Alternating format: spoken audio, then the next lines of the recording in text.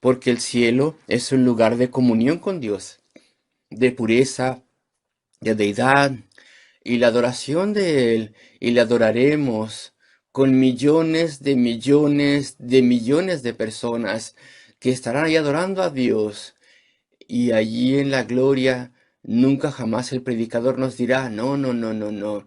El predicador ahora está con todos y de forma espontánea y de forma consciente. Sabremos exactamente qué es lo que tenemos que cantar y decir.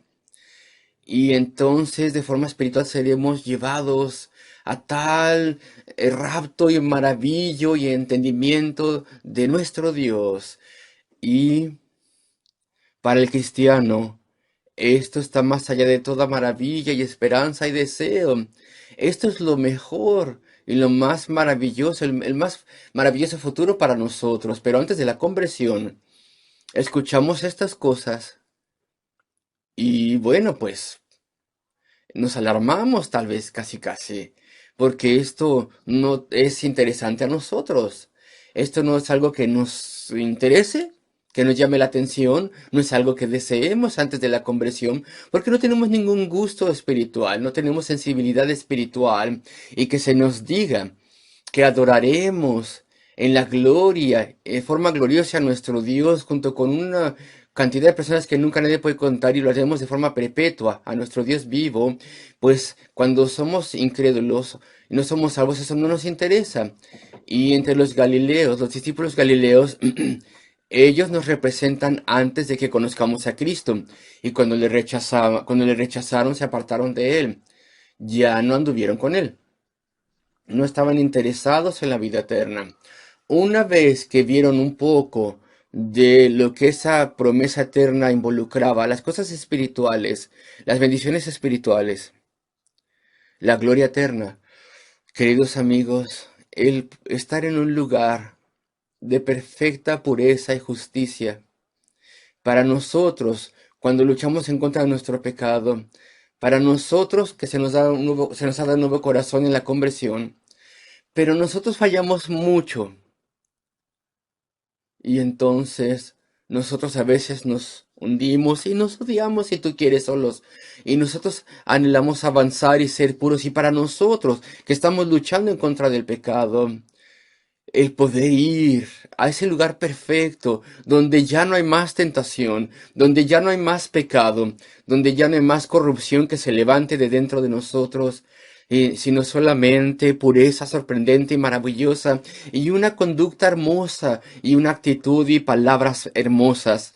Eso para nosotros es maravilloso, eso es sorprendente, el poder estar libre de toda mancha de pecado. Pero antes de la conversión esto no nos importa.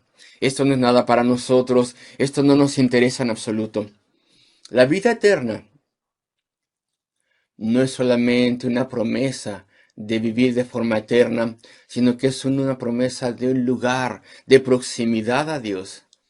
Una promesa de poder comprender y ver cosas celestiales, de tener entendimiento. Y cuando el apóstol Pablo hablaba respecto de cómo se le dio gran revelación, él hablaba de ello en términos de una experiencia especial, la cual no tenemos hoy en día. Él fue llevado al tercer cielo y se le mostraron cosas y se le dijeron cosas que son indecibles. Eso no significa simplemente que no se le permitía repetir algunas de las cosas que él vio a respecto de Dios y del cielo en la revelación que Dios le dio, sino que significa que le era imposible enseñar o repetir estas cosas, algunas de las cosas que él enseñaba. No había palabras para describir eso, no había palabras que fueran adecuadas para poder explicar esas cosas. No era un asunto de consentimiento o no, sino que era imposible. He visto, dice él, tales cosas al respecto de Dios y su ser y su verdad y su naturaleza eterna. He visto y he escuchado tales cosas, de modo que son cosas inexpresibles, que no se pueden expresar, no se pueden decir, indecibles en la tierra, pero en la gloria, las puedes comprender, las puedes ver, te puedes maravillar ante ellas, tienes la capacidad de entenderlas, tú te gozas en ellas. Esas cosas que te hacen que te goces, la verdad de Dios, eso se multiplica, se magnifica tanto en la gloria. Pero eso, cuando yo era incrédulo, no me interesaba en absoluto. Cuando yo era una persona en conversa, no me interesaba. Pero como hijo de Dios, al estudiar la palabra maravillosa de Dios todos los días, veo cosas que levantan mi alma y enternecen mi corazón y me llevan a Dios. Y solamente puedo imaginarme la maravilla y las cosas que nos esperan para que podamos entender la gloria y cuando estemos en la eternidad y seamos alimentados en el entendimiento eterno de Dios y de Cristo y del Espíritu Santo. Estas cosas son demasiado maravillosas como para que nosotros podamos conocer y describir en la tierra. Pero tenemos las arras de la herencia, tenemos como un pequeño depósito en nuestro gozo espiritual y nuestra experiencia espiritual y nuestro caminar con Dios. Y entonces anhelamos mucho más cuando la fe se transforme en vista. Y después el gozo del cielo es un gozo de cosas espirituales, en tener comunión con Dios y los unos con los otros, el redescubrimiento de todos aquellos que amaron al Señor, que conocimos en la tierra, pero ahora son mucho más hermosos, mucho más adorables y amigables, y compartimos cosas profundas y eternas. Y la obra de Dios, la magnificencia de todo ello. Pero el lugar está saturado, está repleto de amor y de gloria y de maravilla de Dios. Eso es el cielo. ¿Tú no tienes ningún deseo de esto? ¿Esto es algo que ni siquiera puedes empezar a entender o desear? Pues entonces necesitamos salvación, queridos amigos. Necesitamos una nueva vida. Necesitamos el ojo de la fe. Y cuando pensamos al respecto de la vida eterna, medita respecto del carácter de esa vida, lo que significa, lo que representa, el hecho de que es algo eterno y seguro también, pero eso solamente lo hace mucho más maravilloso. Y es un término entonces que es exhaustivo, integral, y la presencia de Cristo y su gloria. ¿Quieres una forma fácil de recordar esto? Pues piensa respecto de los atributos de Dios. Como que apenas podemos empezar a nombrar los atributos de Dios en esta vida, como tener un poquito de entendimiento de lo que eso es. La eternidad, como una criatura del espacio y tiempo puede comprender lo infinito y la eternidad. No podemos. Son simples palabras para nosotros. Medio entendemos que eso está fuera de las barreras, de los límites, de las paredes dentro de las cuales vivimos aquí en la carne y en el tiempo. Pero el estar en la eternidad y contemplando al Dios infinito y comprendiendo esto mejor, piensa respecto a los atributos de Dios, los bebemos, los entendemos, los comprendemos en la gloria eterna. Y después su conocimiento lo compartiremos. Esas son cosas que no podemos ni decir en esta tierra. De forma eterna estaremos bebiendo el conocimiento que cada vez más se expandirá de Dios. Eso es decir, en lo que respecta a nosotros, nosotros que estamos recibiendo esto. Y después piensa respecto del poder y también poder sobre nuestro ser, poder que tenemos en la eternidad y el amor y la comprensión del amor de Cristo. Y entonces nuestro amor por Él que nunca menguará. Queridos amigos, estas cosas no se pueden describir, pero esto me lleva a mi tercer encabezado, es decir, todo ello no lo queremos cuando somos no regenerados, cuando tenemos una mente y un corazón no regenerados. Juan 6:63 dice allí, el Espíritu es el que da vida, la carne para nada aprovecha. Las palabras que yo os he amado son espíritu y son vida. La carne no puede asegurar la vida eterna. La carne ni siquiera quiere la vida eterna, en el sentido en el que es y en el que existe. No quiere unión con Dios. no quiere vida y entendimiento espiritual, las maravillosas verdades de Dios, no quiere poder moral, no quiere felicidad en cosas espirituales y al contemplar a Dios y al adorar a Dios. La carne, la naturaleza humana que no es salva, no quiere estas cosas. Las personas me dicen, tú hablas al respecto del Evangelio. ¿Acaso ustedes, cristianos egoístas, ofrecen vida eterna? Y las personas que quieren algo más que pueden obtener en la tierra, quieren vida eterna. Pero es que no entienden las cosas bien. No queremos vida eterna. Sí la queremos, pero eso no es lo que queremos, sino que queremos la vida, el carácter de esa vida.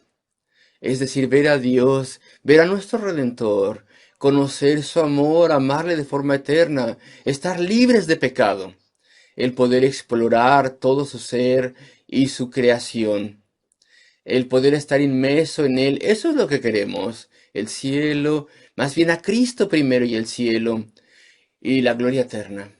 No es solamente porque queramos vivir de forma continua. La carne quiere las cosas terrenales. La carne quería una liberación política en aquel entonces y nada más. Pero los discípulos ya habían sido transformados, habían encontrado a Cristo, todavía no entendían cómo iba a redimir, pero creían que era el Redentor. Sus mentes todavía estaban confundidas, todavía tenían el remanente de la enseñanza con la cual habían crecido. Es el clero de aquel entonces les había confundido. La idea de que el Mesías cuando viniese sería un Mesías político, sería un liberador poderoso y ya y nada más. Poco a poco estaban teniendo que olvidar todo ello y cuando Cristo fue crucificado, el proceso de aprendizaje terminaría y se darían cuenta de que Él era su liberador, que Él había cargado con el pecado, pero sus corazones estaban siendo transformados ya y le amaban y querían y le querían a Él. Dice, tú tienes las palabras de vida eterna. Ellos habían comenzado a entender que la eternidad sería la gloria de Dios y la pureza y cosas maravillosas, mucho más grandes, mucho mejores que cualquier cosa en la tierra. ¿A quién iremos? Solamente tú tienes palabras de vida eterna. Si tú eres un cristiano ya convertido, si verdaderamente eres salvo, si tú has sido llevado a Cristo, entonces tú entiendes esto. Y en tus mejores momentos, esto es lo que verdaderamente quieres. Y claro, nuestra inmersión en este mundo todavía puede quitarnos nuestro deseo por el cielo y por la gloria y por Cristo. Puede erradicar esas cosas y podemos permitir que eso sea así, pero no tenemos que dejar que eso sea así. Tenemos que dar tiempo y pensamiento y meditar y contemplar las glorias que nos esperan. No de una forma egoísta, sino en el espíritu que Dios te ha dado, para poder desear la santidad, para poder desear ver a tu Salvador y poder conocer su obra perfecta y su amor de forma perfecta y cómo Él te guarda y adorarle con las huestes celestiales y todos los santos. No necesitaremos ningún órgano en la eternidad, no necesitaremos ningún acompañamiento, no necesitaremos nada que nos impulse para poder tener una alabanza digna y adoración de Dios, sino que esto simplemente fluirá de nosotros de forma espontánea y todos juntos de una forma maravillosa y eterna. Seremos un coro eterno para Dios. Tú tienes palabras de vida eterna. Pedro descubrió esto, pero Judas había comenzado a descubrirlo entre los discípulos, esas palabras de vida eterna. Y voy a terminar con unas cuantas cosas que tengo que decir respecto de esto. Las palabras de vida eterna, primero que nada, eran palabras de información. Me explico, tenían que ser eso, me explico. Tenemos que escuchar el Evangelio, tenemos que entenderlo, tenemos que ver nuestra necesidad, tenemos que comprender lo que Cristo ha hecho en la cruz del Calvario, para poder pagar el precio de nuestro pecado y poder hacer expiación por el pecado. Palabras de vida eterna son información que nos lleva a la salvación, pero son palabras especiales. son más que solo información, son el medio por el cual podemos ser salvos.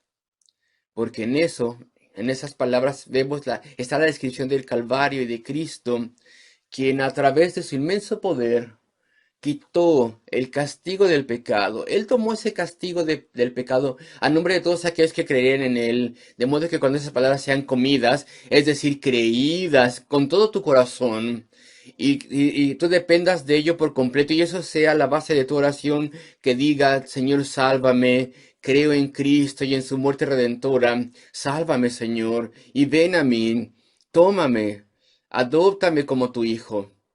Esas son palabras que tienen un poder de salvación, son el medio de la salvación, son la autoridad para la salvación. Cristo tiene las palabras de vida eterna. Quien quiera que a través de la obra del Espíritu en su corazón se arrepienta sinceramente, escuchará a Cristo decir, sé salvo, sé perdonado. En su corazón no es una voz audible. Recibe vida nueva, eres mío, dirá Cristo. Y esas palabras son llenas de autoridad. Y son efectivas, son eficaces y salvan el alma. Esas palabras tienen ese poder y vienen exclusivamente de Cristo y nada más. Pedro se dio cuenta de ello y también la mayoría de los otros discípulos. Señor, ¿a quién iremos? ¿Tú eres musulmán tal vez? ¿En nuestra congregación en esta mañana? ¿Es posible eso tal vez? ¿Que seas musulmán? ¿A quién iremos? Pregúntate. Solamente Cristo murió en la cruz del Calvario. Solamente Cristo verdaderamente es el Hijo de Dios, quien se hizo hombre, quien sufrió y murió en lugar de todos aquellos que él redimiría. Solamente Cristo tiene el poder para quitar el pecado y perdonar y hacernos una nueva criatura. Solamente Cristo. Señor, ¿a quién iremos?